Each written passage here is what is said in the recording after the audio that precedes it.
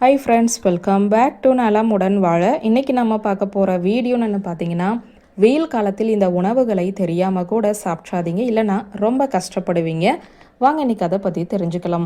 எந்த பருவ காலமாக இருந்தாலும் ஆரோக்கியமான உணவுகளை சாப்பிடுவது என்பது ஒட்டுமொத்த ஆரோக்கியத்தை மேம்படுத்த அவசியமானதாகும். கோடை காலம் என்பது மற்ற பருவ காலங்களை விட மிகவும் வித்தியாசமானது. கோடை காலத்தில் ஆரோக்கியமாக இருப்பவர்கள் கூட வெப்பம் சார்ந்த உடல்நல பிரச்சனைகளால் பாதிக்கப்படக்கூடும்.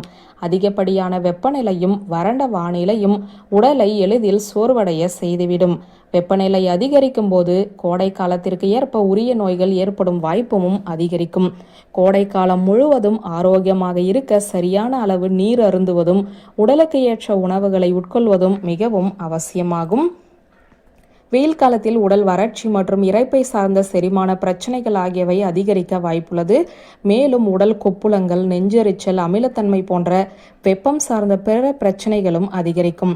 கோடை காலத்தில் உடலை ஆரோக்கியமாக வைத்துக்கொள்ள எப்படி சில உணவுகளை சாப்பிட வேண்டுமோ அதே போல சில உணவுகளை தவிர்க்க வேண்டியதும் அவசியம்.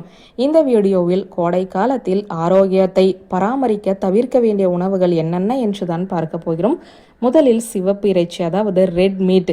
இறைச்சியில் புரதம் மற்றும் இரும்பு சத்து அதிகமாக இருந்தாலும் கோடை காலத்தில் இறைச்சியை தவிர்ப்பது சிறந்தது. இறைச்சியை செரித்து அதிலுள்ள ஊட்டச்சத்துக்களை உடல் உறிஞ்சுவதற்கு உடல் மிகவும் கடினமாக உழைக்க வேண்டியுள்ளது.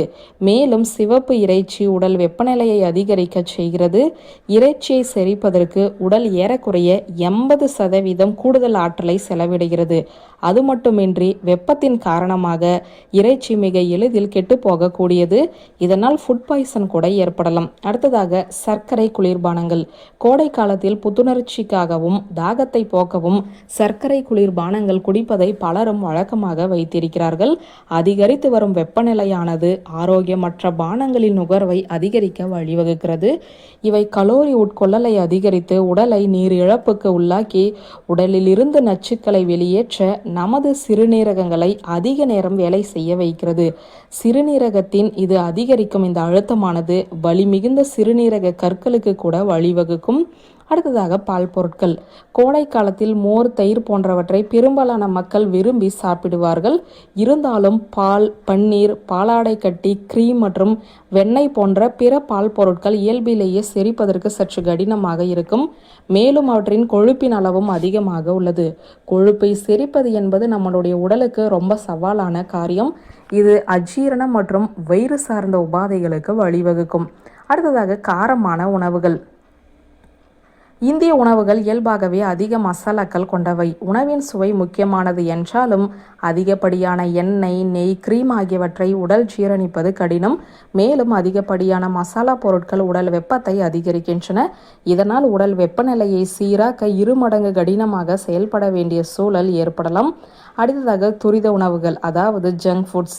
சமோசா, பஜ்ஜி, வடை போன்ற பொரித்த உணவுகளும் பீட்சா, பர்கர் போன்ற துரித உணவுகளுமே கோடை காலத்தில் ஜீரணிக்க கடினமாக இருக்கும்.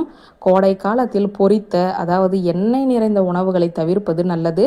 ஏனெனில் இவை செரிமானத்தை பாதிப்பதோடு அதிகப்படியான எண்ணெயால் உங்களுடைய சருமத்தின் துளைகளையும் அடைத்து விடுகிறது. பதப்படுத்தப்பட்ட உணவுகளில் உள்ள செயற்கை இனிப்பூட்டிகளும் சுவையூட்டிகளும் உடலுக்கு தீங்கு விளைவிப்பவை. அடுத்ததாக நட்ஸ் மற்றும் ட்ரை ஃப்ரூட்ஸ். நட்ஸுகளும் உலர் பழங்களும் ஆரோக்கியமானவை என்பது சந்தேகமில்லை. இருப்பினும் இவை கோடை காலத்திற்கு சரியான தேர்வுகளாக அமைவதில்லை. முந்திரி மற்றும் பிஸ்தா போன்ற உலர் பழங்களும் பருப்புகளும் மிகுந்த ஊட்டச்சத்து மதிப்பை கொண்டிருந்தாலும் கோடை காலத்தில் இவற்றை மிதமான அளவிலேயே உட்கொள்ள வேண்டும். ஏனெனில் உலர் பழங்களும் பருப்புகளும் உங்களுடைய உடல் வெப்பநிலையை உயர்த்தக்கூடவை. எனவே கோடை காலத்தை விட குளிர்காலத்திலேயே இவற்றை உட்கொள்வது மிகவும் பொருத்தமானது. வியூவர்ஸ், இந்த வீடியோ உங்களுக்கு பிடித்திருந்த லைக், கமெண்ட், ஷேர் பண்ணுங்க. நன்றி.